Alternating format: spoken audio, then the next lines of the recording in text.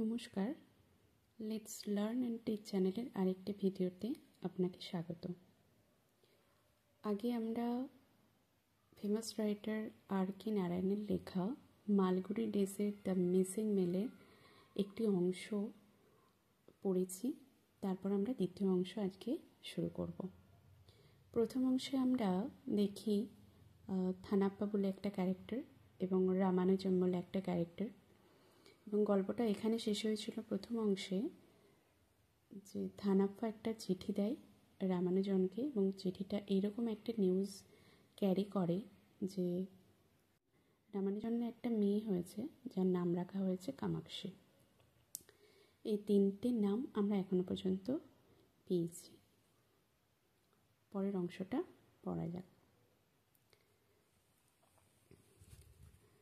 Kamakshi, he addressed the tall, bashful girl years later. গল্পটা বেশ কয়েক বছর হয়ে গেছে, আবার শুরু হচ্ছে। কামাক্ষী জন্মগ্রহণের পর থেকে বেশ কয়েক বছর কেটে গেছে। Kamakshi he addressed the tall, bashful girl. সে সম্বোধন করে বলল একটি লম্বা চেহারার লাজুক মেয়েকে। বেশ কয়েক বছর পর কামাক্ষী সম্বোধন করে বলছে গেট ইয়োর ফটো রেডি, যে কামাক্ষী তোমার একটা ছবি প্রস্তুত করে দাও। ওহ সো সাই, ও তুমি কি লাজুক। Hair is your grandfathers card asking for your photos. এই যে তোমার দাদুর চিঠি এসেছে, সে তোমার একটা ছবি চেয়ে পাঠিয়েছে। Why should I want he want it unless it be. আচ্ছা, সে কেন এটা চাইছে যদি না তোমার, মানে এখানে কামাক্ষীর যে বিয়ের বয়স হয়ে গেছে সেটা বোঝাতে চাইছে যে তোমার বিয়ের বয়স হয়ে গেছে, তাই সম্বন্ধ দেখার জন্য তোমার একটা ছবি সে চেয়েছে। না হলে সেটা কেন চাইতো তোমার যদি বিয়ের বয়স না হতো। The old gentleman writes rather frequently now, does not he, sir? ওই বৃদ্ধ ভদ্রলোক এখন প্রায়ই বা খুব ঘন ঘনই ফ্রিকুয়েন্টলি চিঠি লিখছে, তাই না স্যার? He asked Ramanujan. সে রামানুজমকে জিজ্ঞেস করলো। হি মিনস সেখানে থানাপ্পা রামানুজমকে জিজ্ঞেস করলো। As he handed him his letter, যখন সে তাকে তার চিঠিটা হস্তান্তরিত করলো। And waited for him to open the envelope and go through it's content. আমরা আগেই পড়েছি থানাপ্পার এরকম একটা অভ্যেস আছে যে শুধু চিঠি ডেলিভার করেই সে ক্ষান্ত হয় না, চিঠির ভেতর কী লেখা আছে সেই খবরাখবর পুঙ্খানুপুঙ্খ না নিয়ে সে যায় না।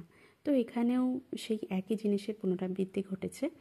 ওয়েটেড ফর হিম, সে অপেক্ষা করতে লাগলো তার জন্য, হিম বলতে রামানুজমের জন্য, টু ওপেন দ্য এনভেলপ, যাতে এই চিঠির খামটা খোলা হয়, and go through it's contents, এবং চিঠির যে বিষয়বস্তু সেটা পড়ে তারপর তাকে জানানো হয়।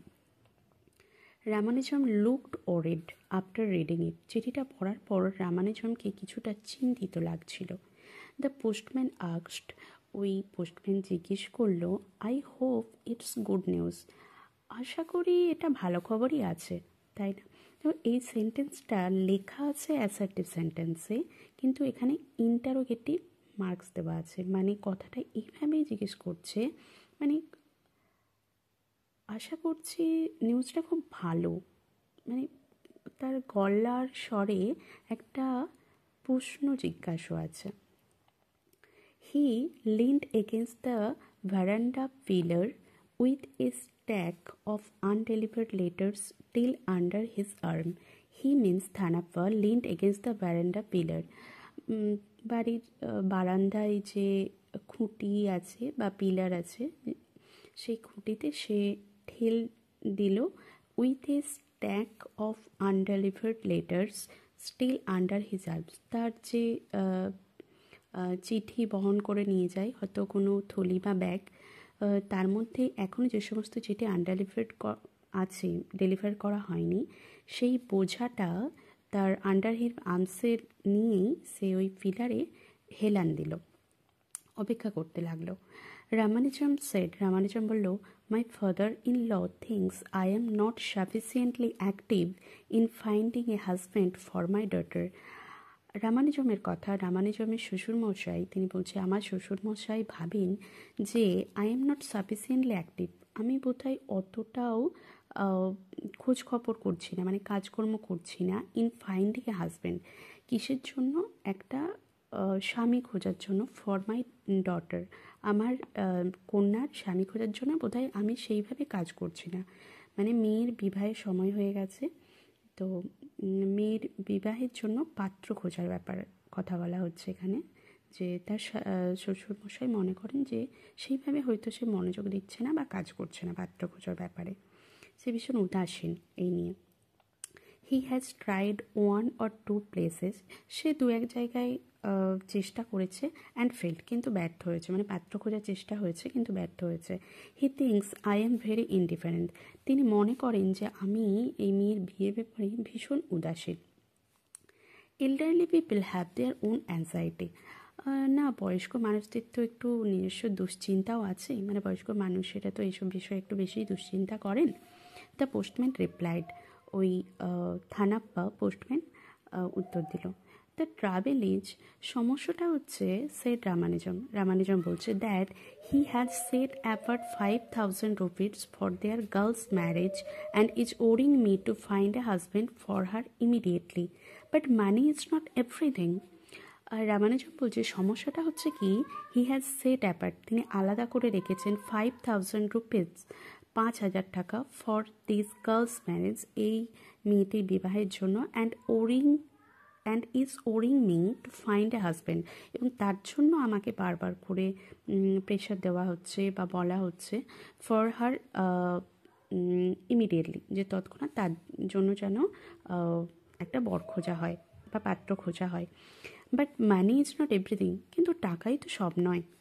No no, echoed the postman, হ্যাঁ সেই একই কথা পোস্টম্যানও বলছে, না না অবশ্যই না, unless the destined hour is at hand, destiny মানে নিয়তি বা ভাগ্য যখন লিখে রেখেছে এরকম, destined hour is at hand, যতক্ষণ না সেই নির্দিষ্ট সময় আসছে, নাথিং ক্যান হেল্প, কোনো কিছুই হতে পারে না। অ্যাকচুয়ালি বাংলায় একটা কথা আছে যে বিয়ের ফুল না ফুটলে বিয়ে হয় না, তো ডেস্টিনড আওয়ার বলতে মানে এই যে জন্ম, মৃত্যু, বিবাহ, এই তিনটে জিনিসই আমাদের হাতে থাকে না, সেটা আমাদের গডের হাতে থাকে। তো সেই অনুযায়ী গড যেই সময় ঠিক করে রেখেছেন, ভগবান যেই সময় ঠিক করে রেখেছেন, তো সেই সময় বিবাহটা হবে। তো এখানে থানাপ্পা দেখো আগেই বলা হয়েছে, থানাপ্পা কত পজিটিভ মাইন্ডেড, সে কোনোভাবেই কাউকে কখনো ডিসসার্টেন করে না এবং নেগেটিভ থিঙ্কিংও করে না, যে সে এটাই বলে রামানুজনকে সান্ত্বনা দেওয়ার চেষ্টা করছে যে সঠিক সময় যদি না আসে, বা বিয়ের জন্য যে সময়টা নির্ধারণ করা আছে ভগবানের তরফ থেকে কামাক্ষীর জন্য, সেই সময়টা যদি না আসে, কোনো কিছুই কিছু হতে পারে না। Day after day, for months, Thanappa delivered the letters and waited to be told the news. যেমন আমরা আগেও দেখেছি থানাপ্পার এইরকম হ্যাবিট আছে যে শুধু চিঠি ডেলিভারি করে না, চিঠির ভেতরের খবরটা পর্যন্ত সে নিয়ে যায়। তো দিনের পর দিন কয়েক মাস ধরেই থানাপ্পা চিঠি দিয়ে আসছে এবং চিঠির খবরের জন্য অপেক্ষা করতে এবং খবর নিয়ে আসতো। সেম ওল্ড নিউজ, থানাপ্পা সেই একই পুরনো খবর। হরোস্কোপস ডু নট অ্যাগ্রি, কুষ্টি মিলছে না, দে আর ডিম্যান্ডিং টু মাচ বলতে এখানে পণপ্রথার কথা বলা হয়েছে। কোনো পক্ষ হয়তো বেশি পণ চাইছে, evidently they do not approve of her appearance, কেউ হয়তো তার রূপটা পছন্দ করছে না। অ্যাকচুয়ালি রামানুজম কামাক্ষীর বিয়ের জন্য যে পাত্র দেখা চলছে, তো বিভিন্ন পাত্রদের কাছ থেকে এগুলো হচ্ছে রিপ্লাই আসছে। কারো সঙ্গে, কোনো পাত্রের সঙ্গে হয়তো কামাক্ষীর কুষ্টি মিলছে না, কোনো পাত্রপক্ষ হয়তো বেশি পণ চাইছে, আবার কোনো পাত্রপক্ষ কামাক্ষীকে পছন্দ করছে না। অ্যাপিয়ারেন্স, সৌন্দর্য বা বাহ্যিক রূপের কথা বলা হয়েছে, সৌন্দর্য, সে লুকস লাইক এ কুইন, তাকে তো রানীর মতো দেখতে। Unless one is totally blind, নিশ্চয়ই কেউ সম্পূর্ণ অন্ধ না হলে, এটা পোস্টম্যান রিটর্টেড অ্যাংগ্রিলি। তো থানাপ্পা ছোট্ট থেকে কামাক্ষীকে দেখছে এবং থানাফার কামাক্ষীকে ভীষণই ভালোবাসে। তো সে যখন এরকম কোনো চিঠি থেকে রিপ্লাই আসে বরপক্ষ থেকে যে তাকে পছন্দ হচ্ছে না, তো থানাম্পার ভীষণ রাগ হয় এবং সে যেন একটা প্রতিশোধের সুরে বলছে, দেখো অ্যাংগ্রিলি, রিটর্টেড অ্যাংগ্রিলি, মানে প্রতিশোধের সুরে বলছে যে কেউ যদি তাকে বলে যে সে দেখতে ভালো নয় বা পছন্দ নয়, যে হয়তো সে নিশ্চয়ই সম্পূর্ণরূপে অন্ধ, না হলে কেউ এরকম কথা বলতে পারে না। এরকম থানাম্পা মানে ভীষণভাবে রেগে গেছে।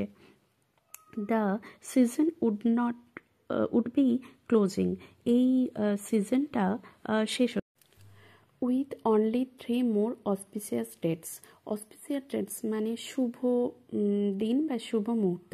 ওই সিজনে আর মাত্র 3টি শুভ মুহূর্ত আছে বা শুভ দিন আছে।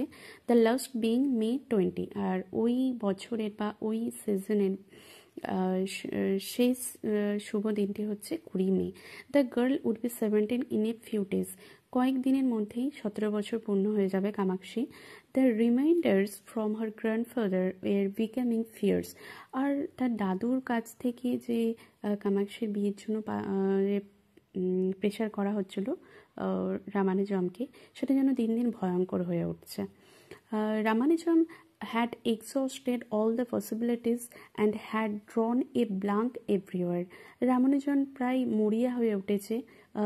had exhausted all the possibilities মানে সমস্ত সম্ভাবনা সে প্রচেষ্টা করেছে, মরিয়াভাবে প্রচেষ্টা করেছে। and had drawn a blank everywhere, এবং প্রত্যেক জায়গা থেকেই সে বিফল হয়েছে আর কি পাত্র খোঁজার জন্য কামাক্ষীর। He looked helpless and miserable, তাকে দেখে প্রচণ্ড অসহায় এবং দুর্বিষহ লাগছে। পোস্টম্যান, হি সেড, রামানুজন বলছে, রামানুজন বলছে, postman, I don't think there is a son in law for me everywhere, আমার মনে হয় না আমার জন্য কোথাও জামাই টামাই আছে। ওহ, ডোন্ট আটার ইনঅসপিসিয়াস ওয়ার্ড স্যার, মহাশয় আপনি এই অমঙ্গলসূচক কথাগুলো বলবেন না। দ্য পোস্টম্যান সেড, ওই পোস্টম্যান বলছে, মিন্স থানাপা বলছে, হুইন গড উইলস ইট, যখন ভগবান চাইবেন, এটাই বলতে চাইছে। দেখো ইট থেকে ডট করা আছে, মানে যখন ভগবান চাইবেন তখনই এটা হবে।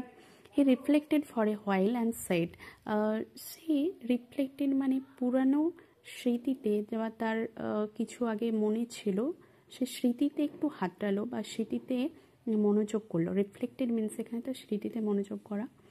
He reflected for a while, সে কিছু মনে করলো কিছুক্ষণের জন্য, অ্যান্ড সেড বলল, there is a boy in Delhi, দিল্লিতে একটা ছেলে আছে, আর্নিং 200 রুপিস, সে 200 টাকা ইনকাম করে। মানে অ্যাট প্রেজেন্ট সিচুয়েশন, মানে যেই সময় এই গল্পটা লেখা হচ্ছে সেই সময় 200 টাকা খুব ভালো একটা অ্যামাউন্ট আর্নিং। তো 200 টাকা ইনকাম করে। মুকুন্দ অফ টেম্পল স্ট্রিটের মুকুন্দ একজন একটা পার্সনের নাম, টেম্পল স্ট্রিটে যে থাকে, ওয়াজ আফটার হিম, সে তার পিছনেই পড়ে গেছিলো। মানে মুকুন্দর হয়তো কোনো মেয়ে আছে, তার সঙ্গে বিবাহের জন্য ওই ছেলেটির সঙ্গে, দিল্লিবাসী ওই ছেলেটির সঙ্গে যোগাযোগ করা হচ্ছিল। Mukunda and you are of the same subcaste, আচ্ছা মুকুন্দ এবং আপনি তো বোধহয় একই গোত্রীয়, আই বিলিভ, আমার মনে হয়। ইয়েস, হ্যাঁ, রামানুজমের উত্তর এটা, ইয়েস, হ্যাঁ। They have been negotiating for months now, negotiating means discussing, তারা তো বেশ কয়েক মাস ধরে এই ব্যাপারটা নিয়ে তাদের মধ্যে আলাপ আলোচনা চলছিল, মানে এই বিবাহের কথা নিয়ে তাদের মধ্যে, ওই মুকুন্দ এবং দিল্লিবাসী ছেলের পরিবার বা ছেলেটির সঙ্গে বিয়ে নিয়ে আলাপ আলোচনা চলছিল। Over 100 letters have passed between them already, ইতিমধ্যে তো তাদের মধ্যে প্রায় 100টার মতো লেটার দিয়ে, চিঠি দিয়ে আদান প্রদান করে কথোপকথন হয়েছে।